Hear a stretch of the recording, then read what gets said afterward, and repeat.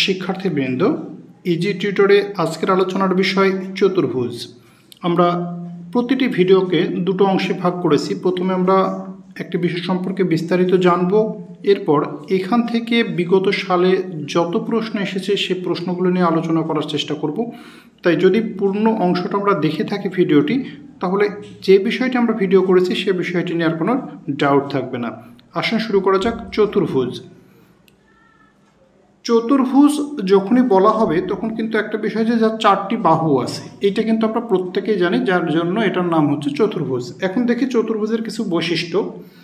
চতুর্ভুজের সাধারণ বৈশিষ্ট্যগুলো হচ্ছে এর চারটি বাহু, চারটি শীর্ষবিন্দু ও দুটি কর্ণ থাকবে। চারটি বাহু থাকতে হবে, চারটি শীর্ষবিন্দু থাকবে এবং দুটি কর্ণ হবে। চতুর্ভুজ আঁকতে আমাদের পাঁচটি অনন্য নিরপেক্ষ উপাত্তের প্রয়োজন হয়। এই প্রশ্নটা বেশ গুরুত্বপূর্ণ এবং অনেকগুলো পরীক্ষা এসছে যে চতুর্ভুজ আঁকতে অন্ততপক্ষে কয়টি উপাত্তের প্রয়োজন হয়। উত্তর হবে পাঁচটি। উপাত্তগুলো দেখে নিই আমরা। চারটি বাহু একটি কর্ণ, তিনটি বাহু ও দুটি কর্ণ, চারটি বাহু একটি কর্ণ, তিনটি বাহু ও এদের অন্তর্ভুক্ত দুটি কোণ, দুটি বাহু ও তিনটি কোণ।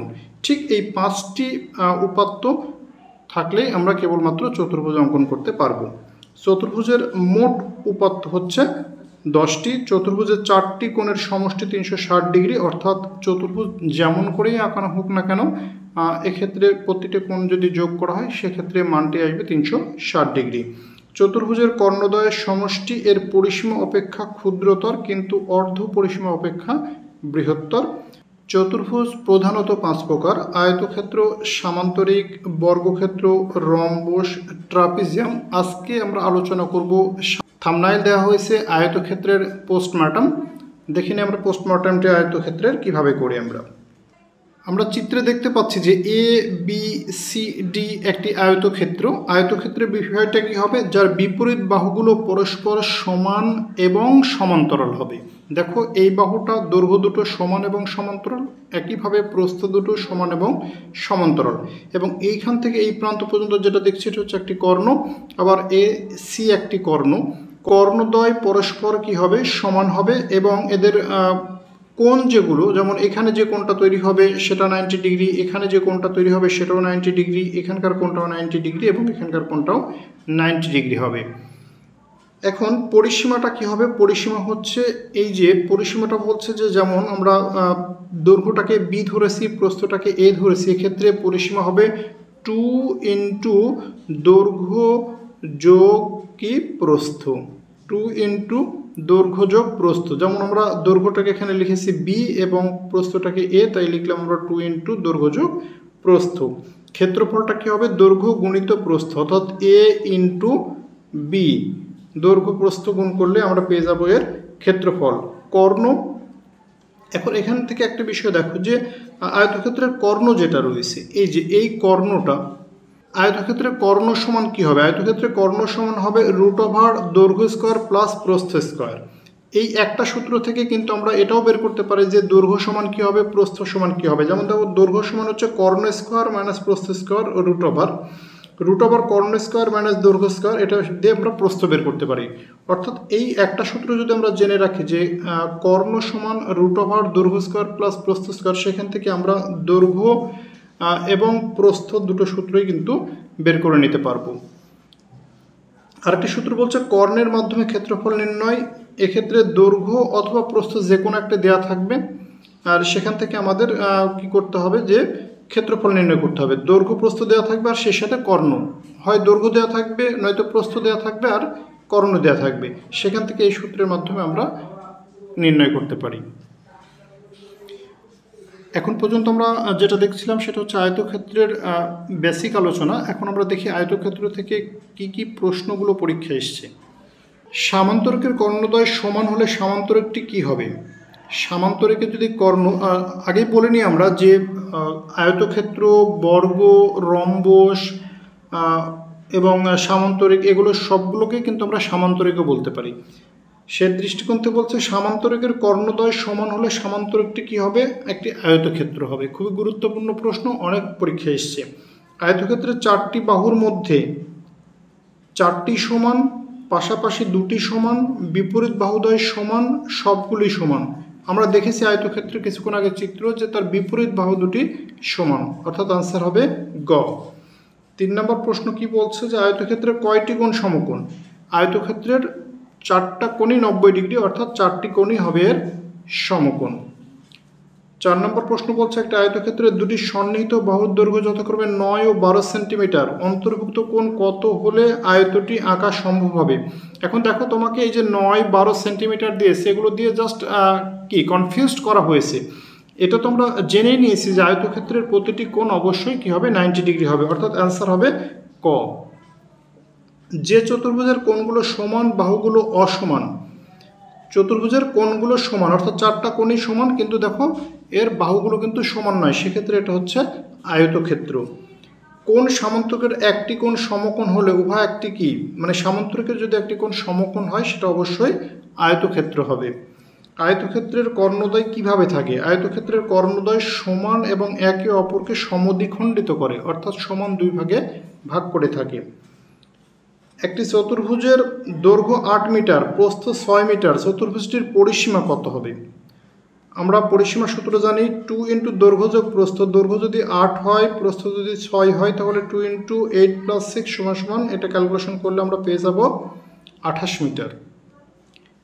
যে চতুর্ভুজের বিপরীত বাহুগুলো সমান ও সমান্তরাল তাকে কি বলে?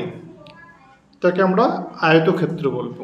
একখণ্ড জমির দৈর্ঘ্য 9 ফুট এবং প্রস্থ 80 ফুট হলে ওই জমির ক্ষেত্রফল কত হবে?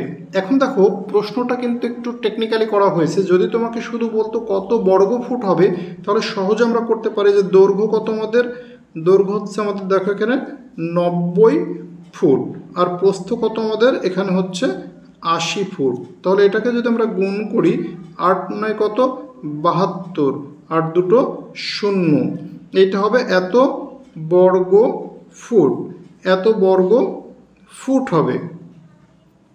কিন্তু অ্যান্সারগুলো দেওয়া আছে 1 কাঠা, 10 কাঠা, 7.2 কাঠা নাকি 72 কাঠা। এখন প্রশ্ন দেখো যে এখানে তুমি বর্গ ফুট পেয়েছো, এই প্রশ্নের উত্তর যদি তোমাকে করতে হয় তবে এটা জানতে হবে যে কত বর্গ ফুট সমান 1 কাঠা হয়। 720 বর্গ ফুটে হয় 1 কাঠা। তাহলে এখন যদি আমরা 720 দিয়ে এটাকে ভাগ করে দিই, তাহলে আমরা রেজাল্ট পেয়ে যাব 10 কাঠা। অর্থাৎ প্রশ্ন খুবই সিম্পল, কিন্তু যদি তোমার এটা জানা না থাকে যে মানে 720 বর্গ ফুটে হয় 1 কাঠা, তবে কিন্তু এই অ্যান্সারটি তুমি করতে পারবে না। শুধু দৈর্ঘ্য গুণ প্রস্থ করে তো তুমি পেয়ে গেলে, সেটাকে কিন্তু পেয়েছো তুমি বর্গ ফুট, সেটাকে আবার কি কনভার্ট করতে হয়েছে কাঠায়, যার কারণে আমাদেরকে 720 দিয়ে এটাকে আবার ভাগ করতে হবে। এই প্রশ্নটি দেখো বলছে একখণ্ড জমির দৈর্ঘ্য 1080 ইঞ্চি এবং প্রস্থ যদি 960 ইঞ্চি হয়, ওই জমির ক্ষেত্রফল কত হবে? প্রশ্ন হলো এখন যদি এটা ইঞ্চি, এটাও ইঞ্চি আছে, আমরা খুব সহজে দৈর্ঘ্য গুণ প্রস্থ করলে বর্গ ইঞ্চি পাবো, কিন্তু উত্তরটা দিয়ে রয়েছে কাঠাই, যার কারণেই কিন্তু একটু জটিলতা রয়েছে ম্যাথটিতে। দেখো আমরা সলভ করি কিভাবে। প্রথমে আমরা দৈর্ঘ্য গুণ প্রস্থ অর্থাৎ 1080 ইন্টু 960 এইটা গুণ করে আমরা যে রেজাল্টটা পাচ্ছি, এখানে দেখো আমরা রেজাল্টটা পাবো কত 103,680 বর্গ ইঞ্চি। এটা আমরা কত পাচ্ছি? বর্গ ইঞ্চি। এখন দেখো আমরা কাঠায় কনভার্ট করতে গেলে প্রথমে আমাদের এটাকে বর্গ ফুটে নিতে হবে। 1 বর্গ ফুট সমান হচ্ছে 144 বর্গ ইঞ্চি। তাহলে এইটাকে যদি আমরা 144 দিয়ে ভাগ করে দিই, 144, কারণ 1 বর্গ ফুট সমান হচ্ছে 144 বর্গ ইঞ্চি। তাহলে আমরা যে রেজাল্টটা পাবো সেটা হচ্ছে 7200 বর্গ ফুট। এটা আমরা কি পেলাম? বর্গ ফুট পেলাম। এখন এখানে দেখো উত্তরটা কাঠায় রয়েছে, তো কাঠাটা আমরা আগেও অঙ্কটাই জেনে নিয়েছি যে 720 বর্গ ফুটে হয় 1 কাঠা। তাহলে এখন যদি আমরা এটাকে 720 দিয়ে ভাগ করে দিই, তবে যে রেজাল্টটা আসবে 10 কাঠা। এটাই হবে এই অঙ্কের আনসার। এই দুটো অঙ্ক থেকে আসলে কি ধারণা পেলাম আমরা? একটা ধারণা আমরা পেয়েছি, সেটা হচ্ছে যে সরাসরি এককগুলো দেয়া নেই, বর্তমানে 2023-24 এই প্রশ্নগুলো কিন্তু আমরা বারবার ফেস করছি, যার কারণে তোমরা যখন এই ম্যাথগুলো করবে শুধু দৈর্ঘ্যগুণিত প্রস্থ দিয়ে যে ক্ষেত্রফল পাবে এরকমটা না, সেখান থেকে কিন্তু তোমাকে কিছু মান কনভার্ট করতে হচ্ছে, অর্থাৎ এককগুলো অনুযায়ী তোমাকে মানগুলো পরিবর্তন করছে, এদিকে অবশ্যই খেয়াল রাখতে হবে। একটি বাগানের ক্ষেত্রফল 400 বর্গমিটার, প্রস্থ 16 মিটার, বাগানের পরিসীমা কত? এখন প্রশ্নটা দেখো যে এর পরিসীমাটা জানতে চেয়েছি, এখানে ক্ষেত্রফল দেওয়া আছে, প্রস্থ দেওয়া আছে। তো আমরা দৈর্ঘ্য গুণিত প্রস্থ সমান আমরা জানি ক্ষেত্রফল, তো আমরা এখানে আমাদের কি আছে, প্রস্থটা আছে, দৈর্ঘ্যটা ধরে নিলাম আমরা x, তাহলে দৈর্ঘ্য গুণিত প্রস্থ কত আমাদের এখানে, প্রস্থ হচ্ছে আমাদের 16, আর ক্ষেত্রফল দেখো দেওয়া আছে 400, ব্যাস 400 তো দেওয়া আছে। এখন এখান থেকে আমরা x এর মান, x অর্থাৎ xটা কি আমাদের, xটা হচ্ছে দৈর্ঘ্য, কিভাবে পাবো, 400কে আমরা এখানে কি করব, 16 দিয়ে এখানে ভাগ করে দেব। 16 দিয়ে এখানে যদি আমরা ভাগ করে দিই তবে আমাদের রেজাল্টটা কত আসে, 25, অর্থাৎ 25 আমরা পেয়ে গেলাম আমাদের কি, এটা 25 আমরা পেয়ে গেলাম হচ্ছে দৈর্ঘ্য। এখন দেখো পরিসীমা আমরা সহজেই কিন্তু নির্ণয় করতে পারি, তাই কি না? এখন আমাদের পরিসীমাটা কত হবে, 2 ইন্টু দৈর্ঘ্য কত 25 প্লাস প্রস্থ তো আমাদের আগে থেকেই রয়েছে 16 বা 16, তাহলে এটা যদি আমরা এখন ক্যালকুলেশন করে দিই তাহলে আমাদের চলে আসবে রেজাল্টটা দেখো কত, 82 মিটার। এই প্রশ্নটাও কিন্তু আগের প্রশ্নটার মতো একই ধরনের, একটি আয়তক্ষেত্রের দৈর্ঘ্য 9 একক এবং আয়তক্ষেত্রটির ক্ষেত্রফল 54 বর্গ একক হলে তার পরিধি কত? তো আমাদের এখানেও ঠিক একইভাবে দেখো দৈর্ঘ্যটা দেওয়া আছে, আমাদের প্রস্থটা বের করে নিতে হবে। কিভাবে আমরা জানি, দৈর্ঘ্য 9 ইন্টু প্রস্থটা আমাদের জানা নেই, প্রস্থ সমান সমান কত, 54, তাহলে প্রস্থ সমান আমাদের কত বেরোবে, প্রস্থ সমান আমাদের বেরোবে দেখো 54 ভাগ হচ্ছে 9 সমান সমান হচ্ছে 6, ব্যাস। তুমি এখন এখানে দৈর্ঘ্যটা 9 আছে এবং প্রস্থ 6 পেয়ে গেছো, তো পরিসীমা তোমরা বের করতেই পারি, পরিধি তো 2 ইন্টু দৈর্ঘ্য 9 যোগ এখানে কত 6 সমান সমান কত আসে, 9 6 15, 15কে 2 দিয়ে গুণ করলে কত আসে আমাদের 30 একক। Very simple. প্রশ্নটি দেখো বলছে একটা আয়তকার ভূমির দৈর্ঘ্য প্রস্থের 5 গুণ, প্রস্থ 4 মিটার হলে ওই ভূমির পরিসীমা কত হবে? খুবই সিম্পল ম্যাথ, বলেছে যে দৈর্ঘ্যটা প্রস্থের 5 গুণ, তো প্রস্থ তোমার বলেই দিয়েছে 4, তবে দৈর্ঘ্য কত হবে আমার দৈর্ঘ্যটা হবে দেখো, আমার দৈর্ঘ্যটা হবে আমার কত, এখানে বলো যে দৈর্ঘ্যটা হবে হচ্ছে 5 গুণিত 4, তার মানে কত বলো তো 20, ব্যাস। এটা তোমার দৈর্ঘ্য আর প্রস্থ তো প্রশ্নে দেওয়াই রয়েছে, তো আমাদের খুব সিম্পলি 2 ইন্টু দৈর্ঘ্য যোগ প্রস্থ, তাহলে 20 সাথে 4 যোগ করলে কত, 24 গুণ 2, তার মানে হচ্ছে আমাদের 48 বা 48 মিটার হবে হচ্ছে এর পরিসীমা। খুবই সিম্পল ম্যাথ। যা একটি আয়তক্ষেত্রের দৈর্ঘ্য প্রস্থের 3 গুণ, আয়তক্ষেত্রের ক্ষেত্রফল 300 বর্গমিটার হলে পরিসীমা কত? অর্থাৎ দৈর্ঘ্যটা হবে প্রস্থের 3 গুণ, তোমরা ধরে নিয়েছি আয়তক্ষেত্রের প্রস্থ হচ্ছে x মিটার, তবে আয়তক্ষেত্রের দৈর্ঘ্যটা 3x মিটার, তো ক্ষেত্রফল কি হবে, দৈর্ঘ্য গুণিত প্রস্থ, তার মানে x ইন্টু 3x স্কোয়ার, আর পরিসীমা কি হবে 2 ইন্টু দৈর্ঘ্য যোগ প্রস্থ। প্রশ্ন মতো বলছে ক্ষেত্রফলটা এত বর্গমিটার, তাহলে ক্ষেত্রফলের যে সূত্রটা রয়েছে 3x স্কোয়ার সমান সমান 300, যেটা বলে দিয়েছে যে ক্ষেত্রফল 300, এখান থেকে আমরা x এর ভ্যালুটা 10 পেয়ে গেলাম। এখন আমাদের পরিসীমা যেহেতু বের করতে বলেছে, পরিসীমা মানে কি 2 ইন্টু দৈর্ঘ্য যোগ প্রস্থ। আমাদের দৈর্ঘ্যটা কত ছিল, আমাদের দৈর্ঘ্যটা ছিল হচ্ছে 3x আর প্রস্থটা ছিল আমাদের x, ঠিক আছে, আমাদের প্রস্থটা x ছিল আর দৈর্ঘ্যটা ছিল হচ্ছে 3x। এখন যদি আমরা মানটা বসিয়ে দিই, x এর যে আমরা ভ্যালুটা পেলাম 10, তো এখানে আমরা যদি বসিয়ে দিই 3 ইন্টু 10 প্লাস 10, তবে কি হবে 3 10 30 আর 1 10 40, 40 2 দিয়ে গুণ করলে আমরা কত পেয়ে যাব 80, অর্থাৎ 80 মিটার হবে হচ্ছে এর পরিসীমা। প্রতিটা অঙ্কর বিষয় কিন্তু প্রায় একই টাইপের, কোনোটাতে গুণ দ্বিগুণ তিনগুণ এরকমটা বলা হয়েছে। আরেকটা টাইপের অঙ্ক আমরা এখানে দেখবো যে একটা আয়তক্ষেত্রের প্রস্থ অপেক্ষা দৈর্ঘ্য 4 মিটার বেশি, এর পরিসীমা 32 মিটার হলে এর দৈর্ঘ্য কত? দেখো পরিসীমাটা তোমাকে বলে দিয়েছে, আবার এখানে এটাও বলেছে প্রস্থর থেকে দৈর্ঘ্য 4 মিটার বেশি। এর আগের অঙ্কটা করলাম যে এত গুণ বেশি, এই অঙ্কটা আমরা এর একটু ডিফারেন্স দেখছি, সেটা হচ্ছে এর থেকে এত মিটার বেশি। তো ধরি প্রস্থ এক্স মিটার, তবে দৈর্ঘ্য হবে এক্স প্লাস 4 মিটার, পরিসীমা হবে 2 × x + x + 4। আমরা বারবার করে আসছি একইভাবে, এটা হচ্ছে পরিসীমা। এখন শর্ত মতে এটা সমান 32, 4x সমান 24, x সমান 6। এখান থেকে আমরা পেয়ে গেলাম এক্সটা কি পেলাম, আমরা এক্সটা পেলাম হচ্ছে আমরা প্রস্থ। তো প্রস্থ যদি 6 হয় তো দৈর্ঘ্য বলেছে এর থেকে 4 বেশি, তার মানে 6 + 4 সমান হচ্ছে 10টা হচ্ছে আমাদের কত, দৈর্ঘ্য। 17 নম্বর প্রশ্নটা দেখো, বলছে একটা আয়তাকার বাগানের দৈর্ঘ্য অপেক্ষা প্রস্থ 4 মিটার কম, এর পরিসীমা 48 মিটার হলে প্রস্থ কত? এইটা আনসার তোমরা নিজেরা করবে। আমরা ঠিক 16-র মতো করে, এটা বেশি ছিল এখানে কম বলা হয়েছে। নেক্সট প্রশ্ন বলা হচ্ছে একটা আয়তাকার ঘরের পরিসীমা 44 গজ, দৈর্ঘ্য 36 ফুট বর্গমিটার ফুট হলে ঘরের প্রস্থ কত হবে? আমরা জানি যে 3 ফুটে হয় 1 গজ, দৈর্ঘ্য তাহলে কত গজ হচ্ছে আমাদের? দৈর্ঘ্যটা হবে 36কে আমরা যদি 3 দিয়ে ভাগ করি তাহলে হচ্ছে 12 গজ। এটা 12 গজ আমরা কি পেলাম? এটা হচ্ছে দৈর্ঘ্য, কিন্তু হ্যাঁ এটা হচ্ছে দৈর্ঘ্য, এটা মনে রাখতে হবে। তো দৈর্ঘ্য যদি আমার 12 গজ হয়, এখানে পরিসীমা বলা আছে, পরিসীমাটা কত? 44।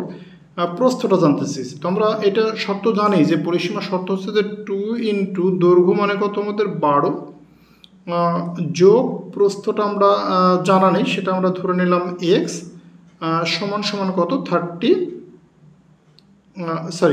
সমান হচ্ছে 44 গজ, এটা দেওয়া আছে 44 গজ।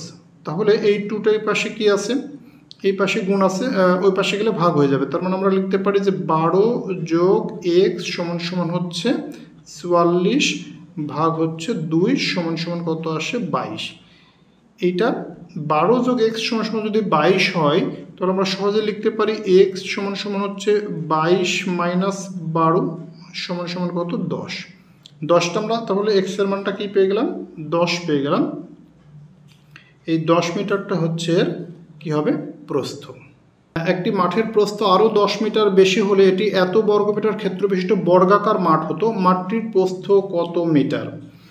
এখন এখানে একটু পরিষ্কার করুন বিষয়টি, যে একটি মাঠের প্রস্থ যদি 10 মিটার বেশি হয় তবে এত বর্গমিটার হতো ক্ষেত্র বিশিষ্ট। মানে মনে করো যে এইটা হচ্ছে একটা মাঠ ছিল, এইটা একটা মাঠ ছিল আগে থেকেই। এখন বলছে যে প্রস্থটা 10 মিটার বাড়ানো হয়, এই 10 মিটারটা যখন এটা বাড়ানো হলো, দেখো এইটার মনে করো এই দাগটা নেই এখন, তাহলে এটা দেখতে একটা বর্গাকার হচ্ছে না? এই বর্গাকার মাঠটির ক্ষেত্রফল বলা আছে যে এটা 10,000 বর্গমিটার। তার মানে এইটাকে যদি আমরা রুট করে দিই, যে এই যে 10,000 যেটা রয়েছে, এটাকে রুট করলে আমরা যে ভ্যালুটা পাবো, এখান থেকে আমরা ভ্যালুটা কত পাবো বলো তো? 100 পাবো আমরা। 100, এই 100টা কিন্তু হচ্ছে এই যে বাহুটা, এদিকের বাহু 100 হবে যেহেতু বর্গাকার, তার মানে চারিদিকের বাহু দৈর্ঘ্য বলো প্রস্থ বলো সবটাই কিন্তু তখন 1 হবে। অর্থাৎ এটাই হচ্ছে 100 মিটার পেলাম। এখন বলছে যে 10 মিটার বেশি হলে প্রস্থ আরও 10 মিটার বেশি করেছে, তো বেশি করার পরে 100 হলো, তাহলে এখন আমাদের বর্তমানে কত হবে? এটা এখানে 100 থেকে আমাদের কী করবো? আমরা ওই যে 10 মাইনাস করে দিই, তার মানে 90 ছিল, প্রস্থটা ছিল কত? 90 মিটার, যেটা এখন 100 পরিণত হয়েছে। এই অঙ্কগুলো পরীক্ষায় ভীষণ আসে এবং আমাদের খুব জানা দরকার যে একটি আয়তক্ষেত্র বাগানের ভেতরে দিয়ে রাস্তা এবং বাইরে দিয়ে রাস্তা, এইটার ক্ষেত্রে যে বিষয়টা একটু মনে রাখতে হবে, যদি আমাদের ভেতরে রাস্তা বলে, এই যে রাস্তা ভেতরে হলে মোট আয়তন থেকে বিয়োগ করতে হবে, আবার রাস্তা যদি বাইরে বলে সেক্ষেত্রে মোট আয়তনের থেকে সাথে যোগ করতে হবে। এইটা আমরা মনে রাখলে হবে। দেখো একটা অঙ্ক করে দেওয়া আছে এখানে, যে একটি আয়তাকার বাগানের দৈর্ঘ্য 80 মিটার ও প্রস্থ 30 মিটার, বাগানের ভেতরে সীমানার পাশ দিয়ে 2 মিটার চওড়া একটি রাস্তা আছে, রাস্তার ক্ষেত্রফল কত? তো বাগানের দৈর্ঘ্য 80, প্রস্থ 30, তবে পুরো ক্ষেত্রফলটা কত হবে? এইটা মানে ব্যাপারটা এইরকম যে আমরা একটা চিত্র দিতে পারি, যে এইটা একটা বাগান, এইটা একটা বাগান, তোমার এই বাগানের দৈর্ঘ্যটা কত? তোমার এটা হচ্ছে 80 আর প্রস্থটা হচ্ছে 30। এখন বলছে বাগানের ভেতর দিয়েই তোমার রাস্তা রয়েছে, এই বাগানের ভেতর দিয়ে তোমার কি আছে? রাস্তা রয়েছে, যে রাস্তার দৈর্ঘ্যটা কত? 2 মিটার, চওড়াটা হচ্ছে 2 মিটার, এদিকে 2 মিটার, এদিকে 2 মিটার, এটাও 2 মিটার এবং 2 মিটার। তাহলে এখন পুরো রাস্তা সহ বাগানের ক্ষেত্রফলটা ছিল যে 80 × 30, মানে এইটা ছিল হচ্ছে পুরোটার, এর ভিতরে রাস্তা টাস্তা সবই ছিল এত বর্গমিটার। এখন রাস্তাকে বাদ দিলে আমাদের দৈর্ঘ্যটা হবে কত? রাস্তাকে বাদ দিলে আমাদের দৈর্ঘ্যটা হবে 76 এবং প্রস্থটা হবে হচ্ছে 26। সেক্ষেত্রে আমাদের যে ক্ষেত্রফলটা আসবে সেটা হচ্ছে 1976। এখন এইখান থেকে এখানে ছিল রাস্তা সহ টোটাল ছিল, এটা রাস্তা বাদে আছে। এখন যদি এখান থেকে এটা মাইনাস করে দিই তবে যে আমরা 424 বর্গমিটার পাবো, এটাই হচ্ছে রাস্তার ক্ষেত্রফল। সকলকে ধন্যবাদ।